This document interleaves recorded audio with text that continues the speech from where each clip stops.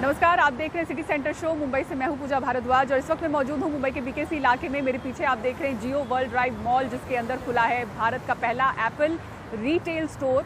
दूसरा retail store Delhi में खुलने वाला है, लेकिन भारतीयों को इस रिटेल स्टोर से क्या फ़ायदा होने वाला है, ये हम आपको आगे स्पेशल रिपोर्ट में दिखाएंगे। सबसे पहले हम शुरुआत करते हैं आज की बड़ी खबर के साथ। अतीक और अशरफ की हत्याकांड के मामले में रोजाना नए खुलासे हो रहे हैं। इसका मुख्य साजिशकर्ता सनी सिंह बताया जा रहा है और सनी सिंह के बारे में बताया जा रहा है कि वो लॉरेंस बिश्नोई से प्रेरित था। इधर उत्तर प्रदेश के मुख्यमंत्री योगी आदित्यनाथ ने प्रदेश में लॉ एंड ऑर्डर को लेकर अपनी चुप्पी तोड़ी है। सौरभ शुक्ला की रिपोर्ट देखिए। नहीं ले गए तो नहीं गए। मेन बात यह है कि उर्दू मुस्लिम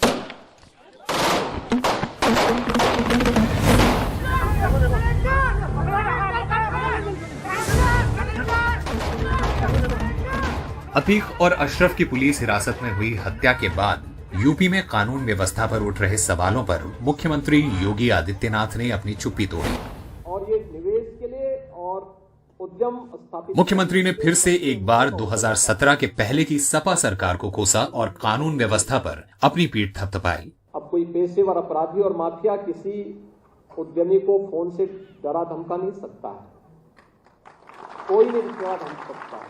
उत्तर प्रदेश दंगों के रूप में कुख्यात था। बहुत सारे जनपद तो ऐसे थे जहां के नाम से लोग डरते थे। 2012 से 17 के बीच में 700 से अधिक दंगे उत्तर प्रदेश में हुए थे। 2007 से 2012 के बीच में 364 से अधिक दंगे यूपी में हुए थे। लेकिन 2017 से लेकर 2023 में एक भी दंगा यूपी में नहीं हुआ। एक भी बार कर्फ्यू यूपी में नहीं लगा। इस हत्याकांड के बाद प्रयागराज में बंद की गई इंटरनेट सेवाएं मंगलवार को बहाल कर दी गई हैं। हत्याकांड की जांच के लिए बनाई गई एसआईटी ने अपनी जांच शुरू कर दी है। पूछताछ में कुछ चौंका देने वाले खुलासे बताए जा रहे हैं। हत्याकांड का मास्टरमाइंड 23 साल का सनी सिंह है। सूत्रों के मुताबिक पूछताछ के दौरान उसने बताया कि वह पंजाब जेल में बंद गैंगस्टर लॉरेंस बिश्नोई से प्रभावित था। सनी सिंह ने टीवी पर लॉरेंस बिश्नोई का इंटरव्यू देखा। उसे लगा कि लॉरेंस जेल से गायक सिद्धू मूसेवाला की हत्या करके चर्चा में आ गया तो वो भी मशहूर हो सकता है। सिद्धू मूसेवाले की हत्या के बाद लॉरेंस बिश्नोई देश का नंबर 1 गैंगस्टर बन गया और इसने टीवी पर इंटरव्यू देखा। सनी सिंह ने लॉरेंस बिश्नोई ने एक चैनल को जेल से इंटरव्यू दिया था, उसमें तमाम बातें कहीं। वहां से प्रभावित हो गया सनी सिंह को लगा कि आज देश का सबसे बड़ा गैंगस्टर लॉरेंस बिश्नोई है और लॉरेंस बिश्नोई से बड़ा गैंगस्टर बनना है तो कुछ बड़ा करना पड़ेगा। लॉरेंस बिश्नोई ने सिद्धू मूसेवाले को मारा, सिद्धू मूसेवाले का नाम था और उनको लगा कि हम किसको मारे, तो इन्होंने तय किया कि हम अतीक अहमद को मारते हैं। लेकिन सवाल यह है कि क्या इन तीनों आरोपियों के पीछे भी किसी का हाथ था? एक गैंगस्टर से प्रभावित होकर नाम कमाने की इच्छा एक बात है और पुलिस की हिरासत में जा रहे 2 अपराधियों पर ऐसा सटीक हमला दूसरी बात कि उन्हें बचाया ना जा सके। ये सवाल इसलिए भी अहम हो गया है कि अतीक और अशरफ की देश के मुख्य न्यायाधीश को लिखी चिट्ठी की चर्चा जोरों पर है। सोशल मीडिया पर अशरफ की 27 मार्च को दायर की गई प्रयागराज कोर्ट में याचिका वायरल हो रही है, जिसमें उसने यूपी पुलिस के 2 अधिकारियों के नाम लिखते हुए उनके द्वारा अपनी हत्या की आशंका जताई थी। अब तक जिस चिट्ठी की चर्चा जोरों पर है वो किसके पास है और उसे कौन मुख्य न्यायाधीश तक पहुंचाएगा, अब तक इसकी कोई जानकारी सामने नहीं आई है। 2 अहम बातें हैं। पहली अहम बात कि योगी आदित्यनाथ कानून व्यवस्था पर अपनी पीठ थपथपाकर बताना चाहते हैं कि वो अग्रेसिव हैं, वो बैकफुट पर नहीं आए इस हत्याकांड के बाद। दूसरा, तो सबसे बड़ा सवाल अभी तक बना हुआ है कि पुलिस ने अब तक कोई प्रेस कॉन्फ्रेंस नहीं की है, कोई डायरेक्ट मीडिया इंटरेक्शन नहीं किया है जिससे हम ये सवाल पूछें कि सुरक्षा में कैसे चूक हो गई। तीसरा सबसे बड़ा सवाल अब तक लगातार बना हुआ है कि इतनी महंगी पिस्टल, विदेशी पिस्टल्स कैसे इन हमलावरों तक पहुंच गई। तीनों सवाल अब तक बने हुए। सहयोगी राकेश और राजेश गुप्ता के साथ सौरभ शुक्ला, एनडीटीवी इंडिया। पहली बार गैंगस्टर लॉरेंस बिश्नोई को किसी आतंकी गतिविधि से जुड़े मामले में गिरफ्तार कर 7 दिन की रिमांड में लिया गया है। क्या है ये पूरा मामला, अपनी रिपोर्ट में बता रहे हैं हमारे सहयोगी मुकेश सिंह सेंगर।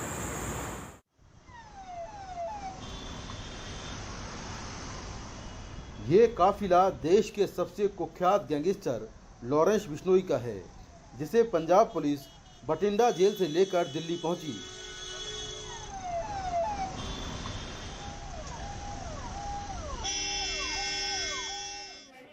एनआईए ने उसे आतंकी गतिविधि से जुड़े मामले में पटियाला हाउस कोर्ट की विशेष एनआईए कोर्ट में पेश किया।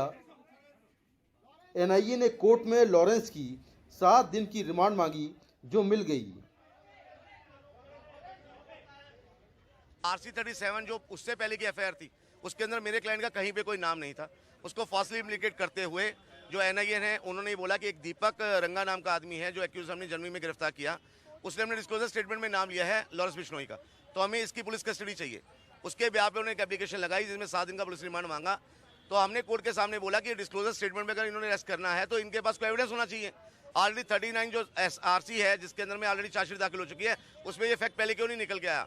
तो कोर्ट ने उनको सख्ती से कहा है सामने एक्शन देते हुए कि आपको ये 7 दिन का पुलिस रिमांड दिया जा रहा है, लेकिन आपको लॉरेंस बिश्नोई के खिलाफ कोई ना कोई एविडेंस प्रोड्यूस करना पड़ेगा कोर्ट में। ये केस एनआईए ने बीते साल 20 अगस्त को विदेश में बैठे 7 खालिस्तानी आतंकियों और अन्य के खिलाफ दर्ज किया था। एफआईआर के मुताबिक खालिस्तानी आतंकवादी संगठन हथियारों और गोला बारूद की तस्करी के लिए संगठित अपराध सिंडिकेट का उपयोग कर रहे हैं। देश के खिलाफ युद्ध छेड़ने के लिए Babbar Khalsa international, Khalistan liberation force जैसे प्रतिबंधित समूहों ने गुर्गों का एक नेटवर्क बनाया है, जो देश के खिलाफ विद्रोह के लिए लोगों को भड़का रहे हैं और आतंकी घटनाओं को अंजाम दे रहे हैं, टारगेट किलिंग करवा रहे हैं। एनआईए ने इसी साल 25 जनवरी को झज्जर के रहने वाले दीपक रंगा को मोहाली के इंटेलिजेंस मुख्यालय में आरपीजी अटैक के मामले में गिरफ्तार किया था।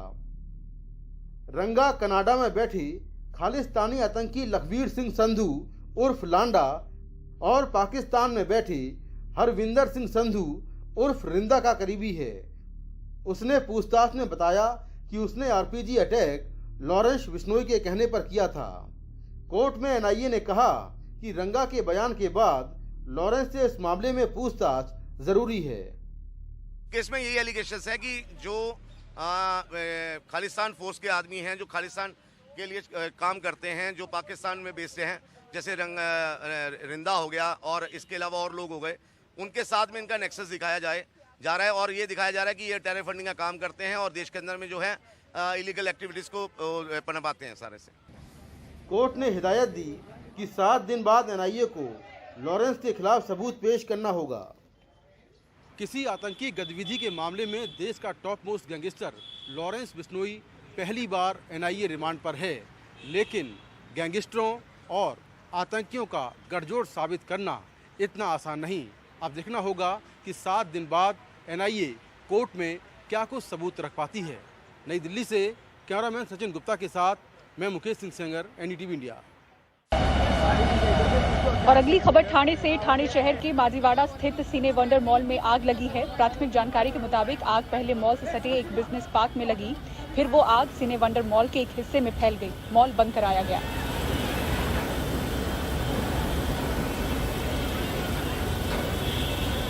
और देश का पहला एप्पल स्टोर मुंबई के इसी बीकेसी इलाके में जियो वर्ल्ड ड्राइव मॉल के अंदर खुल चुका है। आज इस मौके पर कंपनी के सीईओ टिम कुक यहां पर मौजूद रहे। बड़े पैमाने पर एप्पल के फैंस की भीड़ यहां पर दिखी, अलग ही रंग नजर आया। अगला स्टोर जो है वो अब दिल्ली में खुलने वाला है, लेकिन सवाल लोग यही पूछ रहे हैं उत्सुकता के साथ कि जब एप्पल के प्रोडक्ट्स कई दुकानों में देश में मिल रहे हैं तो इन एप्पल स्टोर्स के आने के बाद क्या फायदा होगा। सोहित मिश्रा की इस रिपोर्ट में आपको दिखाते हैं।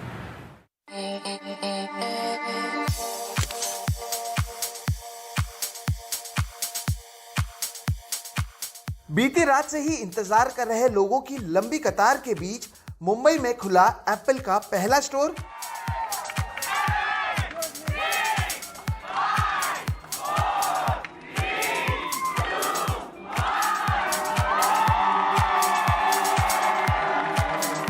सीईओ टिम कुक ने देश के पहले एप्पल स्टोर की शुरुआत की।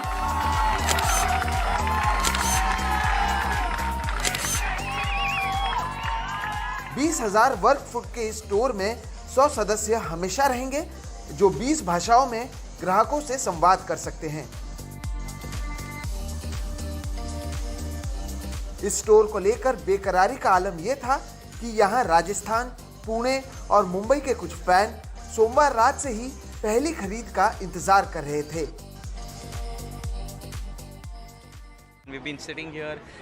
हम तीनों लोग कल देर रात से यहाँ पर बैठे हैं और तीनों ही पहली बार मिले हैं।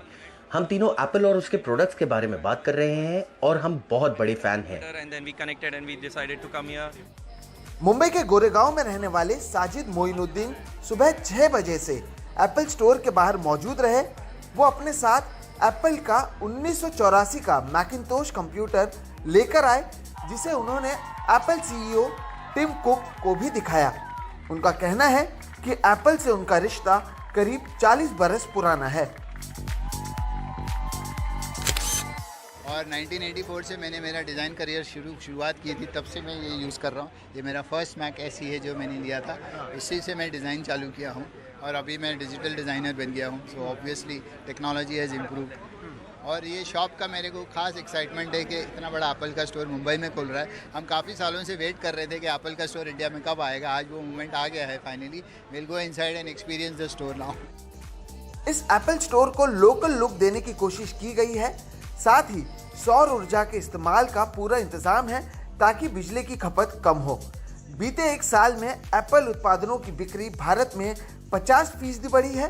अब एप्पल के अपने स्टोर इसे शायद और मजबूत करेंगे।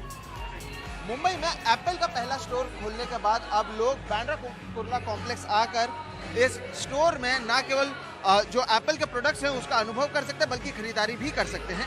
ये स्टोर खोलना एप्पल द्वारा एक बड़ा कदम है और इसके जरिए एप्पल भारतीय बाजार में अपने जो ऑफलाइन प्रेजेंस है और उनके जो प्रतिद्वंदी है उनसे सीधा टक्कर कर सकते हैं। मुंबई से कैमरा पर्सन राजेंद्र दयालकर के साथ Sohit Mishra, NDTV India. London में भारतीय उच्चायोग में राष्ट्रीय ध्वज के अपमान के मामले की जांच अब एनआईए करेगी। आपको बता दें कि एक विरोध प्रदर्शन के दौरान राष्ट्रीय ध्वज को खालिस्तानी समर्थक कार्यकर्ताओं ने नीचे खींचा था। करीब महीने भर पहले लंदन में भारतीय उच्चायोग के सामने प्रदर्शन के दौरान तिरंगे का अपमान किया गया। इस मामले की जांच अब केंद्रीय जांच एजेंसी एनआईए करेगी। दरअसल इस प्रदर्शन में पाकिस्तान और खालिस्तानी समर्थकों से जुड़ी साजिश के सुराग मिले हैं। जानकारी के मुताबिक ये केस पहले counter terrorism and counter radicalisation यानी CTCR देख रहा था, जिसे केंद्रीय गृह मंत्रालय के आदेश के बाद एनआईए के हाथ में दे दिया गया। जांच में अवतार सिंह खांडा, गुरचरण सिंह और जसवीर सिंह की भूमिका सामने आ रही है। कथित तौर पर खांडा के माता पिता दोनों 1990 के दशक में पंजाब में ISI प्रायोजित आतंकवादी आंदोलन का हिस्सा थे। यही नहीं, कथित तौर पर खांडा के पिता कुलवंत सिंह खुकराना नाम के एक KLF आतंकवादी थे और मां KLF नेता गुरजंट सिंह बुद्ध सिंह वाला से संबंधित थी। खांडा मानवाधिकार के उल्लंघन को लेकर यूके सरकार से अपने और दूसरों के लिए राजनीतिक शरण चाहता है। एनआईए ने ताजा मामला यूएपी के तहत दर्ज किया है। एनआईए को मामला सौंपने का फैसला केंद्रीय गृह मंत्रालय ने 5वें भारत ब्रिटेन गृह मामलों के डायलॉग के दौरान लिया। इस बैठक में भारत ने यूके में बढ़ते अलगाववाद और पॉलिटिकल शरण चाह रहे लोगों के खिलाफ भी बात उठाई थी। दरअसल यूके सरकार चाहती थी कि लंदन में जो भारतीय दूतावास के बाहर हुआ उसे वो फ्रीडम ऑफ एक्सप्रेशन का रूप दे दे, लेकिन प्रधानमंत्री नरेंद्र मोदी की सरकार ने इसे भारत और यूके के भविष्य में रिश्ते कैसे होंगे उसका बैरोमीटर बना दिया। अब ये माना जा रहा है कि जो लोग FIR में नामजद हैं उनके खिलाफ कड़ी से कड़ी कार्रवाई जल्द से जल्द की जाए।